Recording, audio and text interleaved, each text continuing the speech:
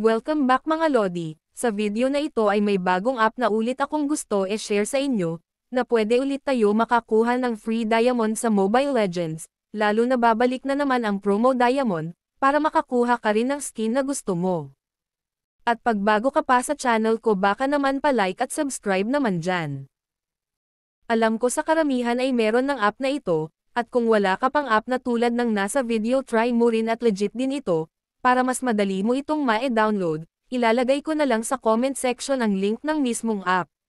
At ito ang Joy Eat app, magandang gamitin to, lalo na ngayong October ibabalik na ulit ang promo diamond, para malaman mo kung paano makarami ng points o laruin ito panoorin lang ang video hanggang dulo. Gmail nga pala ang ginamit ko para makapasok sa app, at may mga games kang makikita na sa iyo na kung gusto mo itong laruin. Pindutin lang ang coin icon sa itaas para makapunta sa ibang task para makakuha ng points na pwede ngang ipagpalit ng diamond sa Mobile Legends. At pag nag-scroll up ka, may makikita kang mga task sa baba, at sundin lang nasa video para makakuha ka ng points. Halimbawa may nakalagay na play at least 15 seconds, pindutin mo lang ito at mag-antay ka lang hanggang matapos ang 15 seconds. At pwede ring wag mo nang galawin ang spin, ang mahalaga lang ay ang 15 seconds. At kung sa tingin mo ay nakaabot ka na ng 15 seconds pwede mo na itong i-back. At track ulit ang nasa baba na may parehang task sa unang task kanina, gaya ng nauna antayin mo ulit na matapos ang 15 seconds, para makuha ang points. Antay lang ulit na matapos ang 15 seconds gaya ng nauna kanina. At may nakuha ulit ako na 50 coins, pagtyagan mo lang dahil magloloding din ang task at hintayin lang bumalik ang task para mal-arrow ito ulit.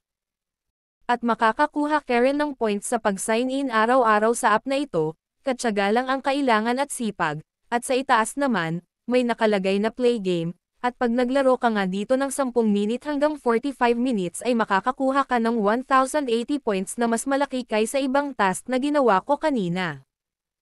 At pindutin lang ang price redemption para makuha o makita ang pwede pagpalitan ng points na nakuha mo kanina sa mga points sa task. Sa baba may nakalagay ng Mobile Legends Bangbang, yan ang mga diamond na pwede nating ipagpalit ang mga points na nakuha kanina sa mga task, at pwede 5 diamond na kailangan ng 5,100 points para makuha, at kung gusto mo ng 51 diamond kailangan mo rin ng 47,000 na coins para makuha ito.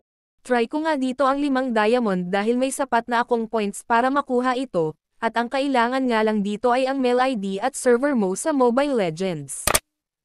At dito nga kailangan lang ilagay ang ML ID at server sa Mobile Legends mo, kailangan na tama ito para hindi mapunta sa iba o masayang ang diamond mo. At pindutin lang ang redeem sa ibaba, para makuha ang points at i-double check mo ang mail ID mo kung tama ba ito. At nabawasan na nga ang points ko dahil nga ipinagpalit ka na niya sa iba, ng diamond pala, mula sa 13,000 naging 7,000 na lang ito. Ibig sabihin ay successful ang pakuha ko ng 5 diamond. Dito nga sa message center makikita ang record sa mga nakuha kong mga diamond, at ayan may nakalagay ng 3 to 5 days daw. Pero ang tattoo mga 1 minute lang mapupunta na ang diamond sa Mobile Legends account mo.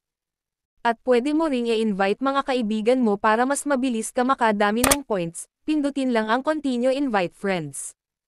At pwede mo ring gamitin ang code K0 para mas madali kang makakuha ng mga points, ilagay ko ito sa comment section para mas madali mong makita o mahanap, at gamitin mo na rin ang link para ma-download ang app. Thanks for watching, at kung nagustuhan mo aking tutorial video, pa-like at subscribe naman malaking tulong na yan sa akin.